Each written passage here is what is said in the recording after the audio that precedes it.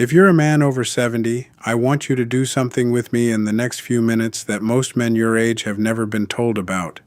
The earliest warning sign of failing blood flow isn't found in a doctor's office. It's sitting in a drawer in your house right now, printed on a piece of paper you probably forgot about. And in about 60 seconds, I'm going to show you how to read it. Here's the loop I want you to hold on to because I'll close it near the end. There are two ordinary numbers on an old blood test that, when you put them together, can quietly reveal whether the small vessels that carry your circulation are starting to struggle. Not your heart vessels, those come later. The small ones come first. Stay with me because the part most men get wrong is how to read these two numbers together, and we'll get to that. So let me explain why this matters in plain language before we go digging through that drawer. Firmness, stamina, energy, the morning strength a lot of men quietly miss. Almost all of it is a blood flow event. It depends on healthy blood vessels and on a little molecule called nitric oxide, which is what tells those vessels to relax and open up so blood can rush in where it matters.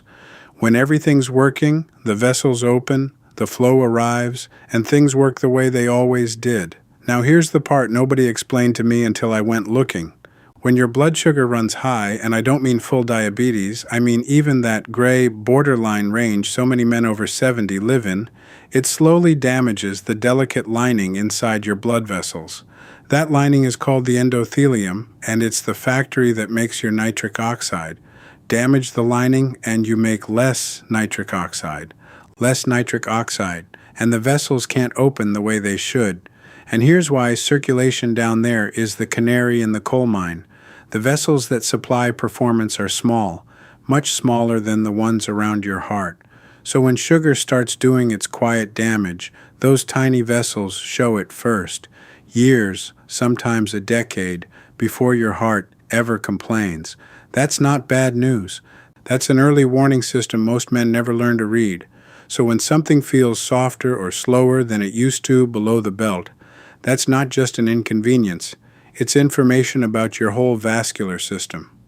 Okay, go get the paper. I'll wait.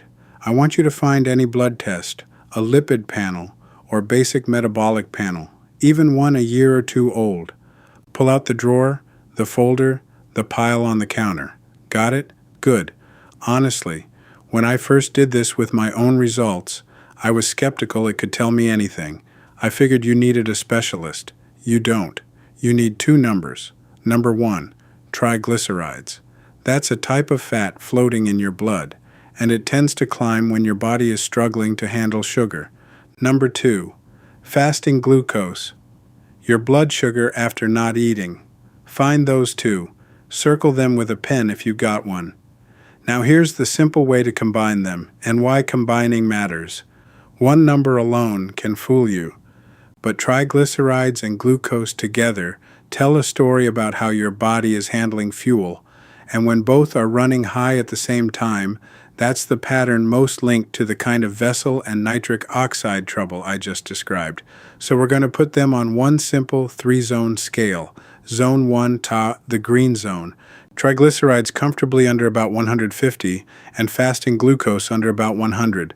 If that's you, your metabolic engine is running clean, and your small vessels are getting the conditions they need. Your job here is just don't lose it. Keep moving, keep the sugar in check, protect what's working. Zone 2, the yellow zone, and this is where a lot of men over 70 actually land. Triglycerides somewhere between 150 and 200, glucose between 100 and 125. Each one alone might get a shrug from a busy doctor. But together, that's the early pattern. That's your small vessels whispering before they shout. This is the most important zone because it's the one you can still turn around, and it's the one almost everyone ignores. Zone 3, the red zone. Triglycerides over 200, glucose 126 or higher. That combination means the conditions for vessel and nitric oxide trouble have likely been building for a while. This isn't a moment for panic. It's a moment for a conversation with your doctor and for taking the next steps seriously.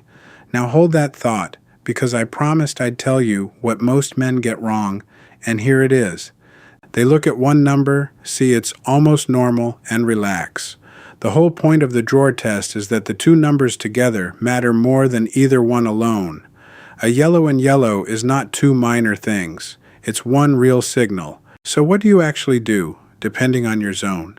The good news is the same simple levers help across all three eyes. They just matter more the further down you go. The first lever is walking after you eat. A 10 to 15 minute walk after your biggest meal helps your muscles pull sugar out of your blood before it can do damage. It's almost embarrassing how well it works. Second, get the fast sugars and refined starch off your plate. The bread, the soda, the late-night snacks. That's what drives triglycerides up in the first place. Third, support nitric oxide directly. Leafy greens and beets feed the pathway your body uses to make it.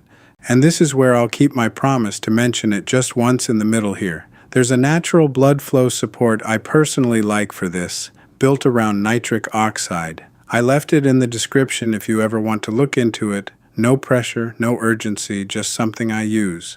And the fourth lever is sleep and strength. Muscle is where you burn sugar, and even gentle resistance work 2 or 3 times a week makes your body handle fuel better. If you're in the green zone, these keep you there. In the yellow zone, these are how you walk it back before it ever turns red.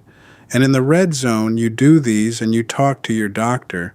And if you're on any medication, you never stop it on your own. You bring this paper, you show them these two numbers, and you have a real conversation. Which brings me to the most important thing I'll say today, and the loop I promised to close. This drawer test is a signal, not a diagnosis. It does not name a disease.